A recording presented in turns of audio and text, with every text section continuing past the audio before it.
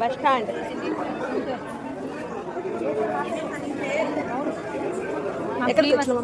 Free bus కోసం వచ్చాము. Free bus మాకు ఈరోజు ఫ్రీ బస్ అని చంద్రబాబు నాయుడు గారు చెప్పారు మేడం. ఇక్కడ నుంచి మా అమ్మాయిల దగ్గరికి వెళ్ళాలి. ఎట్లా ఉందమ్మా నీకు? చాలా బాగుంది మేడం. చంద్రబాబు నాయుడు గారికి ధన్యవాదాలు. మీరు ఎక్కడికి వెళ్తున్నారు?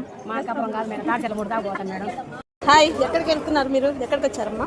మేమైతే బస్ స్టాప్ వచ్చాము. ఎక్కడికి? Bus stand. Free bus. ఏం మీ పుట్టింటికి వెళ్తున్నావా? Free bus. పర్వాలేదులేండి, మీ ఆయన కొట్టినప్పుడంతా నువ్వు బస్సు తురిమిల్ల బస్ ఎక్కి తురిమిల్ల, నంద్యాల, గాజులపల్లె గారు ఫ్రీ బస్ ఓపెనింగ్ చేస్తున్నారు కదా, ఎలా ఉంది మీకు? మాకు చాలా ఆనందంగా ఉందండి. ఇలానే మాకు ఎప్పుడు ఆయన సార్ గారే మాకు ముఖ్యమంత్రిగా ఉండాలని మేము కోరుకుంటున్నాము. మహిళలకు చాలా మేలు చేస్తున్నాడు. వికలాంగులకు పింఛన్ కానీ 6,000 చేసిండు, అమ్మఒడి వేసిండు మాకు. తర్వాత ఫ్రీ బస్సు కూడా పెట్టినాడు. మహిళలకు 1,500 కూడా ఇస్తామని చెప్పిండు. ఇలాంటి ముఖ్యమంత్రి మాకు ఎప్పుడు కావాలని మేము కోరుకుంటున్నాం. మీరు? ఈరోజు చాలా ఆనందంగా ఉన్నాము. ఎందుకంటే ఫ్రీ బస్సు పథకము ప్రారంభోత్సవానికి వచ్చేసినాము.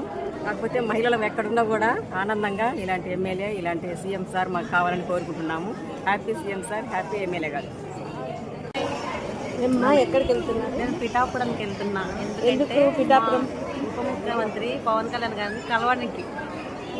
వాళ్ళ ఊరు మాత్రమే పంచిండు పట్టు చీర కోసం పోతున్నా.